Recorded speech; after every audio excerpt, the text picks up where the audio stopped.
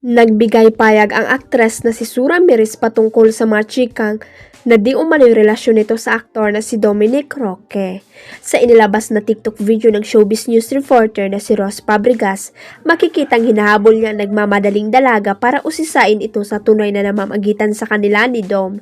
Pinaulakan naman ni Su ang showbiz reporter kahit na nagmamadali ito papunta sa isang event.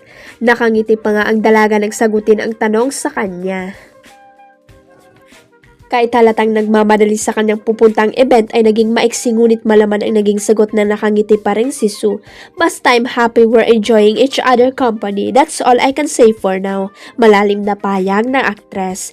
Kaya naman hindi maiwasan ng madlang people na kiligin at mag-expect na talagang magjowa na sina Su at Dominic, lalo at ilang beses ring naispatan ang dalawa na magkasama sa Siargao.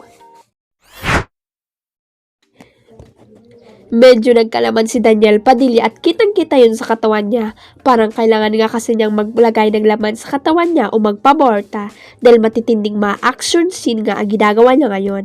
Sabi nga ni Daniel nung inalok pa lang siya sa seryeng Incognito at dinetalye sa kanya ang kwento, nakaramdam agad siya ng kakaibang excitement. Nung binanggit sa akin ang kwento, sobrang nagka-interest na agad ako. Yun nga tungkol sa private military contractor. Tapos nakita ko kung sino ang makasama, tapos kinumbinsi ako ni Tito Ian Binarasyon. Tinawagan niya ako kaya lalo akong na-excite. Yun nga yung binabanggit na elevation. Sabi ko, parang gusto ko maging parte noon. Iba rin kasi ang mga apoy sa mata ni Direk Lester Ong noong binabanggit sa akin ang kwento at pupuntahan ang serye namin. Sabi ko talaga gusto ko talaga maging parte nito, kaya salamat talaga na nakasama ako sa Incognito. Bungad na sabi ni Daniel. Siyempre may nagtanong kung nape-pressure ba siya, lalo at kilalang action star rin ang tatay niyang si Romel Padilla, lalo na ang tito niyang si Senador Robin Padilla na walang takot kung gumawa ng mga action scene. Wala naman silang binibigay na pressure sa akin, wala naman akong nararamdamang kaba or anything. Hindi ko alam I'm just doing my best. Kung anong kalabasan noon, that's it. Basta ako, I'm doing my best and proud ako sa mga nagagawa namin as a group. Sa training pa lang, excited na ako. Pero excited akong ipakita sa airpot ko ito. Malamang panis siya sa akin. Haha, joke lang, patawang chika ni Daniel.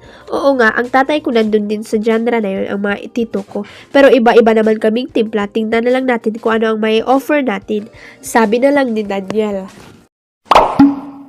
Huwag kalimutang i-click ang subscribe button at i-ring ang notification bell para sa latest at legit chika updates.